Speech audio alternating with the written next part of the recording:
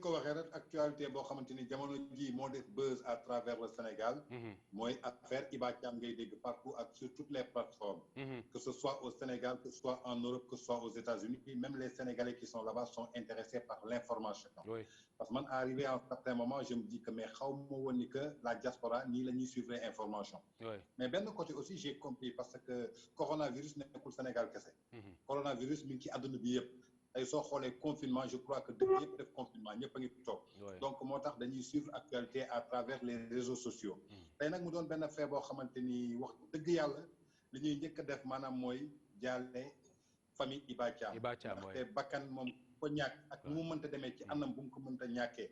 même sonnoon sax waroo ko yéene lu métti. donc dañuy delloowaat suñu njaal di ko delloo famille Iba Thiam di ñaan yàlla bi dara teewul yàlla na ko yàlla teeru ci aljana yi gën a kawe muy aljana firdawsi ndaxte waajuram boobu ñàkk bakkanam non Iba Thiam boobu ñàkk bakkanam tey yaakaar naa ni ay waajuram am nañu lu leen métti. donc du ñu nekk ci circonstance bi di naan nii la ñàkkee bakkanam wala nan la ñàkkee bakkanam. li ñu xam rek doomu aadama la muy sénégalais ñàkk na bakkanam. donc kenn du juger doomu aadama yàlla rek moo am droit juger. nañu bàyyi ñaanal ko yàlla fi mu jëm mu xare ko aljana. beneen bi ci topp maanaam mooy li fa xewoon dafa am loo xamante ni dafa am fu mu xewee woon. ban moment la xewoon. moment boo xamante ni moment confinement la. moment boo xamante ni le chef de l'État dafa décréter couvre-feu. maanaam à partir de 20h ba 6h du matin bu kenn dox bu kenn génn.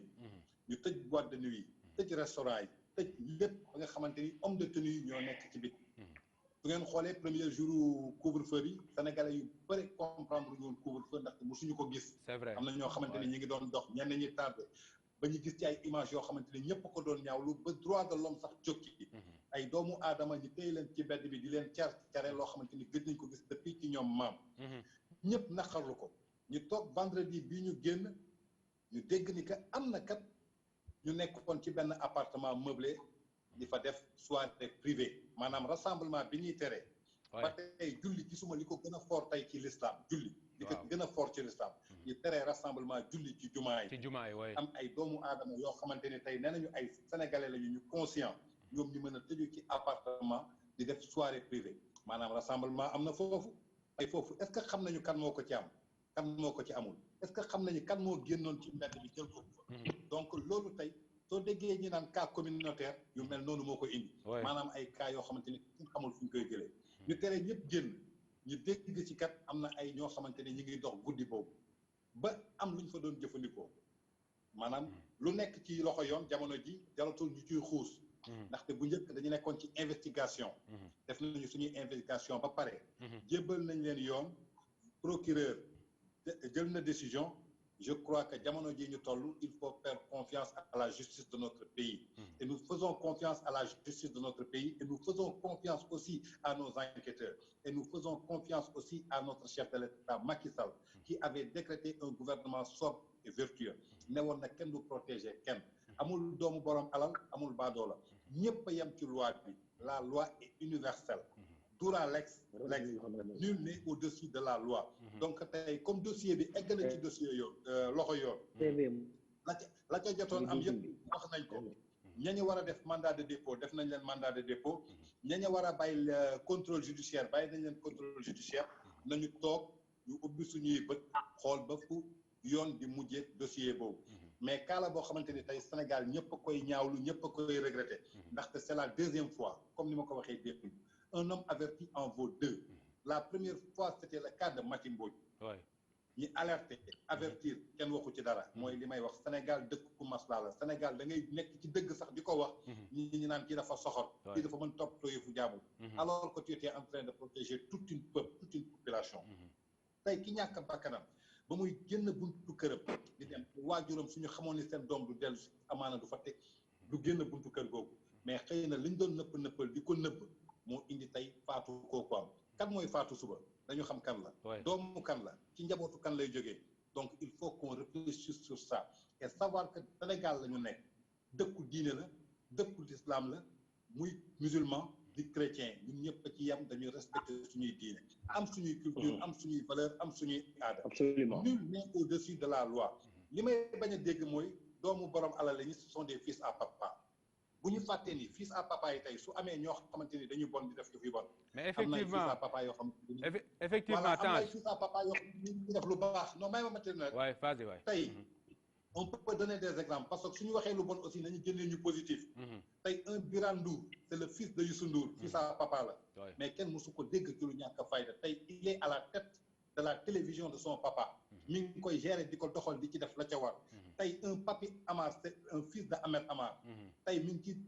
tetu NMA Sandeur di ko doxal tey yeneen doomu borom alal ñi ngi fi tey un Abdoul Ndiaye c'est le fils de El Hadj Ndiaye am na alal am na moyens yi mënoon na ko def te ñooñu ñëpp xam na leen mooy li ñuy wax éducation am na ci mais volonté dafa am ci nit ki yow yaay jël sa volonté nga ne man kat dama bokk ci famille bu baax samay waajur kat liggéey nañu lii ci Sénégal man du ma ko tilimal donc am nay doomu fils à papa doomu milliardaire yoo xamante ni ñu ngi ci lu baax di def lu baax tey un Birane Ndour je vous donne un exemple pourtant doomu Youssou Ndour la son père était milliardaire mais Birane tey ñu bëri xamuñu parcours am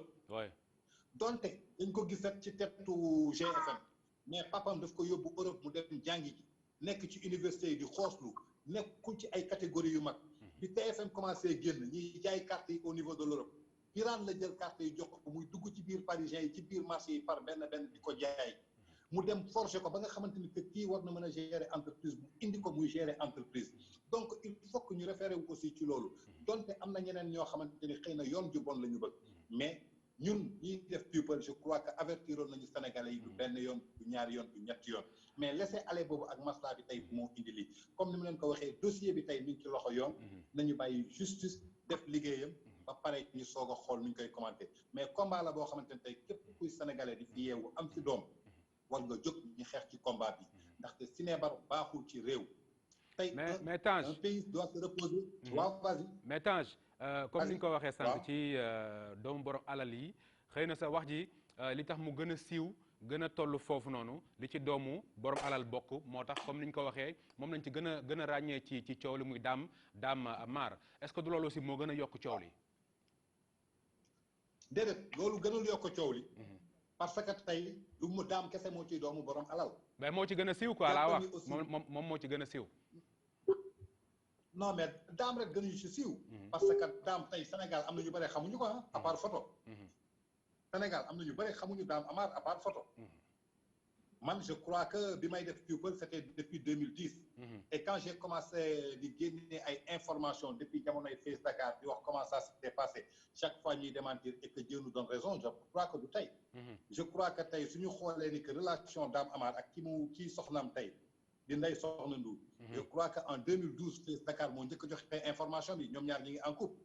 mais dañu xëy di ko démentir mais xam nga ñun suñuy wax dëgg mooy li may wax souvent dëgg yàlla moo ko moom seule la vérité finit par triompher lu ñu weddi tey ëllëg ci biir day feeñ tey soo xëyee nga ne diwkat dafa ëmb mu taxaw weddi ne ëmb ma xanaa 9 mois du jot waaw 9 mois su jotee day wasin mais sénégalais yi parfois dañuy fàttee parcours boobu yenn saa yi nit dañ koy waxal dara mu teggi ko ñu dem ba ci biir lii am mais sénégalais yi dañuy fàttee ni am na lu fi jotoon am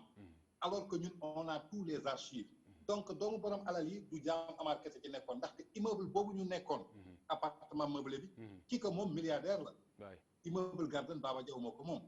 te tey doomam bu jigéen Rugi Diaw doomu milliardaire la moom moo yoroon gestion bi mais nag gestion boobu daf ko tegoon ci yoon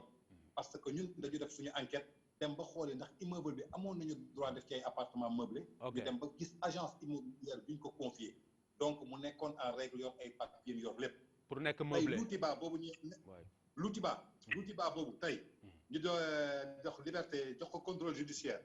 doomu Mamadou Ba la kan mooy Mamadou Ba mooy président fédération sénégalaise des tirs man papam dama ko xam bu baax waa Gama ji Saare la ndaxte man Podor laa yaroo je le connais très bien donc tey ku ci amul alal tey xam nga kan la ñuy jox peut-être jaajaataal moo ci dul doomu borom alal tout simplement moom lañ ci mën a cité mais ñeneen ñëpp ay doomu borom alal lañu. D'accord alors je pense que loolu leer na comme ni nga ko waxee comme actuellement dossier bi dugg na ci loxo yoon donc dañuy bàyyi aussi yoon def liggéeyam parce que am nañu confiance aussi ci sunu justice su réew comme ni nga ko waxee mais mun nañ ñëw aussi ci beneen actualité boo xamante ne moom tamit coow lu jugoon na ba bi corona bi di ñëw xam xëy na sax moo tax nit ñi waxatuñ ci woon muy le cas Mamadou Diop ISEG lire nañ aussi ci internet bi ci yenn site yi ne Dieyna Baldé accouché na benn doom bu góor loolu aussi est-ce que toppal nga ñu actualité boobu. waa xam nga tey le cas Diop Iseg le cas Dieynaba Baldé c'est un cas très complexe soo xoolee VIP People site bi moom ak VIP Info dugguñu ci information bu baax parce que parfois Sénégal ñu bëri dañuy foog ni People information bu nekk nga war a traité parce que dafa am ay cas yoo xamante ni cas complexe la xam nga cas complexe mooy lan mooy cas boo xamante ni entre couple la xam nga cas couple la tey fu ñu naan góor ne jigéen ne ëmb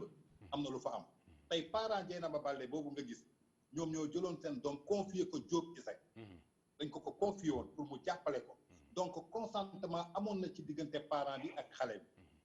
tey xale bu amoon 16 ans ñi ngi naan 16 ans la amoon ñii di naan 17 ans ñii di naan 18 ans donc ce qui veut dire que ñi doon bind ñëpp peut-être amuñu information bu sûre te information bu sûre soo ko amee di ko wax da nga war a wax benn information boo xamante ni dafa exact donc comme grossesse am na ci Diop Iseg ñi ngi woon ci loxo yoon te mbir soo xasee ba dugg ci loxo yoon lu sénégalais yi xamul